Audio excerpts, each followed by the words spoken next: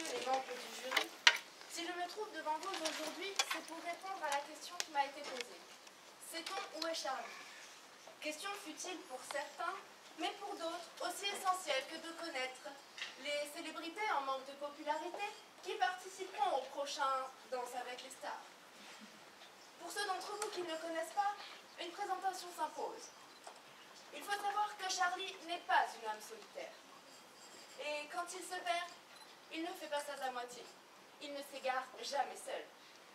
Non seulement nous devons chercher Charlie, mais aussi sa copine, son grand-père et son chien. Et comme si cela ne suffisait pas, il compte sur nous pour retrouver ses affaires. Et quelles affaires? Il est normal d'avoir toujours sur soi une paire de jumelles, une bobine de film et voire même du parchemin. On ne sait jamais ce qui pourrait arriver. Je reconnais qu'en tant que femme, je suis mal placée pour critiquer ce que mon sac pourrait contenir. Mais il n'a pas l'air d'en avoir besoin, puisqu'il passe son temps à les semer tel le petit poussé. Je suis persuadée que vous avez passé des heures à chercher ces objets et leurs propriétaires. Mais au final, regardez, Mais au final, que sait-on de cette personne en dehors du fait que sa garde-robe est plutôt limitée? En effet, imaginez le choix cornélien du matin. Pull rayé rouge et blanc ou blanc rayé rouge. Cela n'est pas sans rappeler le casse-tête quotidien de notre chère Brise de Nice, ou encore de Barney Stinson et de leurs dressings tellement diversifiés. Et pourtant, je me demande si ces heures perdues en valaient la peine. Et oui, regardez notre génération. La calvitie devient un phénomène de mode. Vous avez passé votre temps à vous arracher les cheveux. Et puis, il est certain que chercher des objets aussi petits est nocif et nuisible pour notre vue. Et cela pour le plus grand bonheur des opticiens. Car oui, la myopie et la presbytie font un retour en force chez les 12-25 ans. Et merci qui? Merci Charlie. Voyez-vous, j'ai toujours porté une affection toute particulière à mes cheveux. Et l'éventualité que je puisse les arracher me déplaisait fortement. Quant à mon visage, il en allait de même. Il me paraissait tout bonnement impossible de me cacher derrière une paire de lunettes affreuses. Est-ce que cela me rend pour autant moins intelligente? Ce n'est pas à moi de vous en apporter la réponse aujourd'hui. Et puisque dès mon plus jeune âge, je faisais preuve d'une grande maturité, j'ai tout de suite su où était Charlie. Contrairement à ce que pourra soutenir mon adversaire. Comment me diriez-vous? J'ai tout de suite su me poser les bonnes questions. Qui est ce Charlie? Pourquoi les gens s'obstinent à le chercher? Serait-ce finalement lui, John le Rouge? Bon, et puisque je vous aime bien, je vais vous dire où il est. Et pour ça, pas besoin de science infuse. N'est-ce pas Monsieur Fleury, qui en première année nous apprend que un bon juriste n'est pas celui qui connaît par cœur les articles de son code civil, mais celui qui sait comment les chercher. Donc il ne suffit pas de connaître par cœur l'itinéraire de Charlie pour savoir où il se trouve, il suffit juste de savoir comment le chercher. Déjà, Charlie ne se cache pas. Au contraire, il nous met volontairement sur sa piste. Regardez. Il suffit de prendre ses carnets de voyage et de lire. C'est pourtant pas bien compliqué. La grande exposition, Hollywood, les Caraïbes, les plus belles plages du monde. Quel globe-trotteur. Mais je suis sûre qu'un jour prochain, nous n'aurons plus besoin de ces carnets de voyage.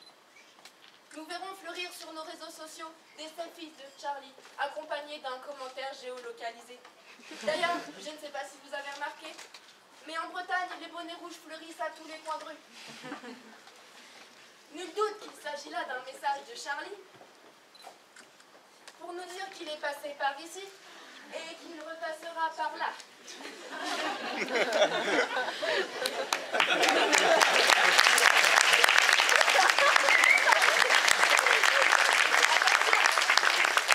Il n'existe qu'un seul Charlie. Il n'est pas Charlie qui veut. Il existe des contrefaçons.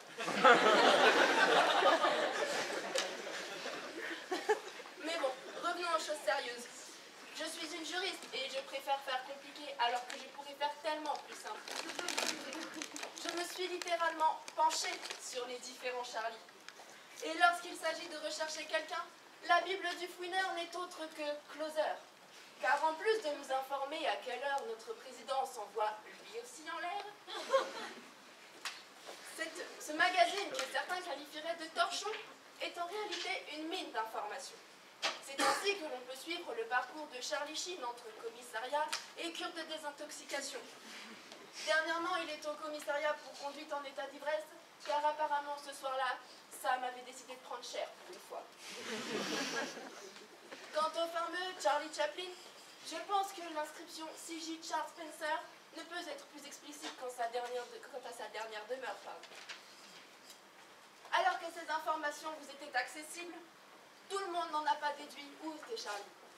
Et c'est pourquoi il reste traqué dans les moindres moments de son existence. Et j'ai l'impression que c'est une quête sans fin qui se transmet aux plus jeunes générations. Car oui, aujourd'hui, plus de Brian. Désormais, on apprendra Where is Charlie? And where will be Felicity and the dog and the grandpa? Excusez-moi. C'est ça d'être chez les bilingues, des fois on s'emporte. Pourquoi se focaliser sur la vie de cet homme? Il est vrai que nous vivons dans une époque voyeuriste. Il n'y a qu'à regarder les taux d'audience de TF1 l'été, où la France se passe littéralement pour les coucheries d'une bande de primates que l'on enferme pendant 2 mois dans une maison. Pour autant, avez-vous pensé aux conséquences sur la santé mentale de Charlie? Dépression, paranoïa, voire même schizophrénie. N'avez-vous jamais trouvé étrange la ressemblance entre Charlie et sa fiancée Félicie? Il y a fort à parier qu'en réalité, il s'agit de Charlie, travesti en femme pour échapper au paparazzi que vous êtes. Ou alors, s'il s'agit bel et bien d'un être à part entière, nul doute quant à l'endroit où il se trouve. En effet, allez voir du côté de Bolbec, car comment mieux cacher sa consanguinité qu'au milieu de consanguins?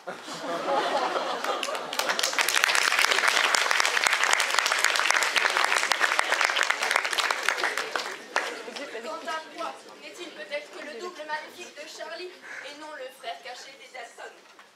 À l'instar de la femme de Britney Spears, qui quelques années plus tôt nous a percé les oreilles avec un Leave Britney Alone retentissant, traduisez laissez Britney tranquille, pour les classiques.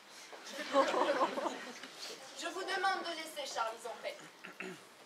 Et pour cela, je fais appel à votre âme de juriste. N'est-ce pas l'article 8 de la Convention européenne des droits de l'homme qui dit que chaque personne a droit au respect de sa vie privée et à une vie familiale normale?